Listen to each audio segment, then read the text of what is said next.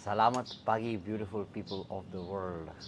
Everything is peaceful today, and I wanted to talk to you about the subtle lessons I learned from being at Balinese ceremonies and dinners.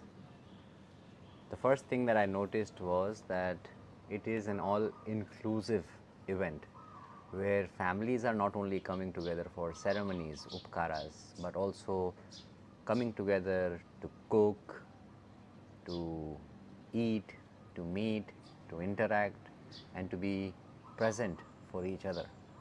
And this is really important because this is the initial tribal way of coming together, of the sense of belonging, of the sense of love and connection that we have been used to for centuries.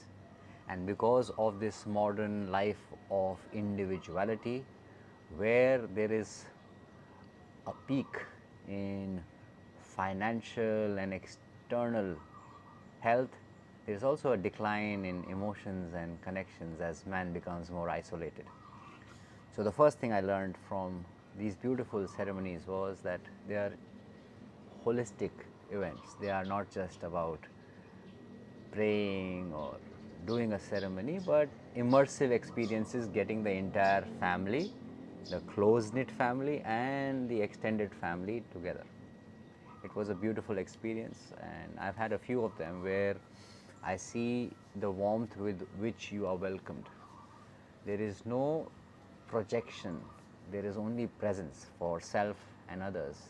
Something like the family I grew up in when I was young in India, in the mountains.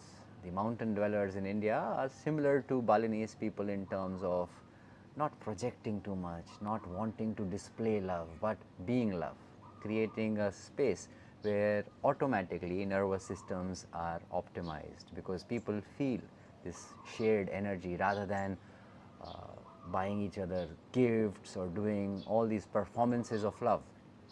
So these environments are really good, and I'm so happy to see all the kids who are there growing up in that safe space, in that sacred place of belonging. So they are grounded and rooted, and you'll see a lot of people who come from the west, they crave that because they haven't had that. They have had all the luxuries, the comforts of the world, but not that sense of security, safety, stability, which obviously expands itself as we grow up.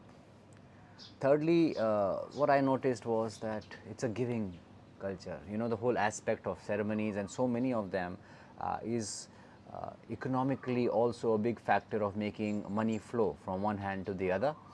And yesterday I ended up coming home with a fruit market.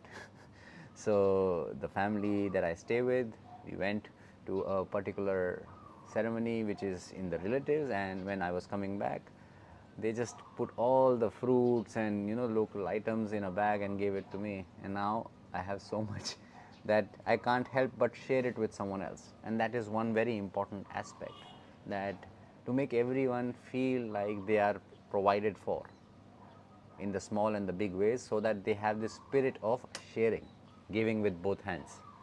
This was something I understood. And the most important lesson I learned is, like, in this world where, even like in India now, I look at families and how they raise children and how that togetherness is maintained rather than it's a present feeling. I see the importance of these ceremonies in being socio cultural, immersive events. And yes, these are just words, but the experience that you have when you are present with someone, when you are having everyone together, and there are different areas of the house with different people interacting at different age group, and then they are coming together, and the animals and the children, and then the ceremony with the priest, and the blessing, and that feeling of sacredness, shared feeling of eating and providing for each other. That's a beautiful feeling that all of us can learn from and try to go back to, because we live in a world where houses are getting bigger and emotions and love is getting smaller, and we live in a world where we are performing so much that we are forgetting actual presence. And as I say that, the camera starts dancing. So, with that, I will leave you today with this little feeling of warmth and goodness from Bali. There's much to learn from the culture and people here, not only just vacations and these retreats and the retreats that create external ceremonies and all the influences. So, if we can understand that, we will integrate better into our own lives and become meaningful participants of reality rather than irrelevant consequences of someone's influence. Namaste.